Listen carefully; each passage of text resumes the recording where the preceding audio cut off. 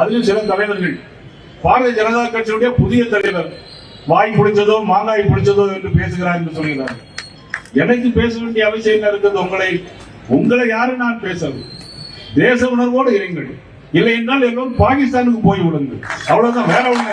பாகிஸ்தானுக்கு ஆதரவாக பேசுபவர்கள் பாகிஸ்தானுக்கு செல்லுங்கள் என பாஜக மாநில தலைவர் நயினார் நாகேந்திரன் கூறியதற்கு காங்கிரஸ் எம்பி கார்த்திக் சிதம்பரம் செய்தியாளர் சந்திப்பில் பதிலடி கொடுத்துள்ளார். பிரைம் மினிஸ்டர் அவர்கள் சொன்னார்கள், நீரும் ரத்தமும் ஒன்றாக ஆக முடியாது, வர்த்தகம் பாதிப்பது மட்டுமல்ல, இனிமேல் இது ஒரு சம்பவம் நடந்தால் இனி பாகிஸ்தானே இருக்காது என்று சொல்லி அந்த அளவுக்கு இன்னைக்கு இந்தியாவுடைய பெருமையை உலகெங்கும் நிலைநாட்டிக் கொண்டிருக்கிறார்கள். ஆனால் நம்முடைய நாட்டில் தேசபக்தி இருக்கிறதா? நம்முடைய நாட்டில் தேசபக்தி இருக்கிறதா என்று சொன்னால் எல்லோருக்கும் இருக்கிறது. ஒரு சில பேர்கள் நமது தமிழ்நாட்டை சேர்ந்தவர்களோட ட்விட்டர்ல போடுறாங்க, இது உளவுத்துறை சரியாக கண்காணிக்கவில்லை, பாகிஸ்தானை அடித்து விட்டால் அங்கே உள்ள பொதுமக்கள் பாதிப்பார்களே, பாகிஸ்தான்ல இருந்து இங்க வர்றதுக்கு யாரும் தடை வைக்கப்பட்டிருக்கு, திடீர்னு யாராவது சிகிச்சைக்காக வந்தால் என்ன செய்யும்? என்ன பாருங்க, ஆடு நனைஞ்சது என்று ஓனாய் அழுதும் கதையில இவங்க எல்லாம் இங்க வந்து தமிழ்நாட்டில் இருக்கிறாங்கன்னா தமிழன் என்று சொல்வதற்கே வெட்கமாக இருக்கு. அதிலும் சில தலைவர்கள் பாரதிய ஜனதா கட்சியுடைய புதிய தலைவர் வாய் பிடிச்சதோ மாங்காய் பிடிச்சதோ என்று பேசுகிறார் என்று சொல்கிறார். எனக்கு பேச வேண்டிய அவசியம் இருக்கிறது. உங்களை யாரு நான் பேசது? தேச உணர்வோடு இருங்கள். இல்லை என்றால் எல்லோரும் பாகிஸ்தானுக்கு போய் விடுங்கள். அவ்வளவுதான், வேற ஒண்ணு. நீங்க பாகிஸ்தான்ல போய் இருக்கீங்க. பாகிஸ்தானை பத்தி தெரியுமா உங்களுக்கு?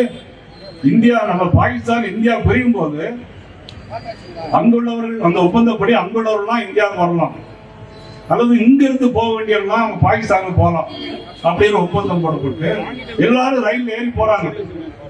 இந்தியாவில இருந்து ஏறி போறவங்க எல்லாருமே பாகிஸ்தான்ல போய் பத்திரமா இறங்குறாங்க. ஆனா பாகிஸ்தான்ல இருந்து இந்தியாவுக்கு வரும்போது அந்த ட்ரெயின்ல நீங்க எல்லாம் தயவு செய்து சிந்தித்து பார்க்கணும், புத்தகம் இருந்தா எடுத்து படிச்சு பார்க்கணும். அந்த ட்ரெயின்ல பாத்தீங்கன்னா வந்த அத்தனை பேரையும் கை தனியா கால் தனியா துண்டு துண்டா தலை தனியா துண்டு துண்டா வெட்டி போட்டதுதான் பாகிஸ்தான் வந்ததெல்லாம். ஆனா நீங்க எல்லாம் இவங்க எல்லாம் பேசுறாங்க. அந்த சம்பவத்துக்கு பேர் தான் நவகாளி சம்பவம். நவகாளி சம்பவம் இதையெல்லாம் யாரு பேசுறாங்கிறது தெரியல.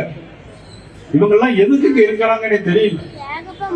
ஆந்திரால காங்கிரஸ் முதலமைச்சர் முதல்ல சொல்ற பாகிஸ்தானை அழித்தே ஆக வேண்டும் சொல்றார். காங்கிரஸ் முதலமைச்சர் சொல்றார்.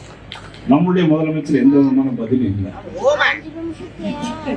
எவ்வளவு வருத்தமான செயல். ஒரு நாள் ஊர்வலம் நடத்தி விட்டால் போதுமா? ட்விட்டர்லையும் பேஸ்புக்லையும் போட்டுக்கிட்டே இருக்கிறார் பாகிஸ்தான் நாட்டுக்கு ஆதரவா. டிவியில தினமும் பேட்டி நடக்குது. புரிஞ்சு பேசுறாரா புரியாம பேசுறாருன்னு தெரியல. பாகிஸ்தானுக்கு ஆதரவா என்ன? அரசாங்கத்தை எதிர்த்து யாராவது கருத்து சொன்னாங்க அது பாகிஸ்தானுக்கு ஆதரவுன்னு அர்த்தமா? என்ன அர்த்தம்? பாகிஸ்தானுக்கு ஆதரவா இந்தியாவில் யார் பேசியிருக்கிறான்? இன்னைக்கு நடந்த இந்த சிந்தூர் ஆபரேஷன்ல இந்தியாவில் இருக்கிற அத்தனை பேருமே இந்திய ராணுவத்திற்கு பின்னாடி தான் இருக்கிறோம்.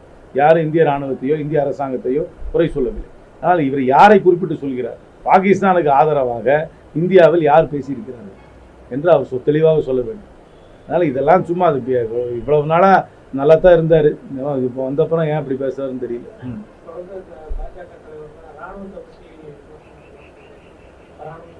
இதுதான் உத்தரவு. அது சிலருக்கெல்லாம் இது சிலரெல்லாம் அடிக்கடி போய் பேட்டி எடுக்கிறதுனால அவங்கெல்லாம் என்ன சொல்கிறதுன்னு தெரியாமல் சொல்கிறாங்க போல இருக்கு. அதனால் இதெல்லாம் எல்லாத்தையும் உதறி தள்ளிட்டு போயிடணும். இதுக்கு நீங்கள் பப்ளிசிட்டி கொடுத்து தான் பெருசாக்குறீங்க.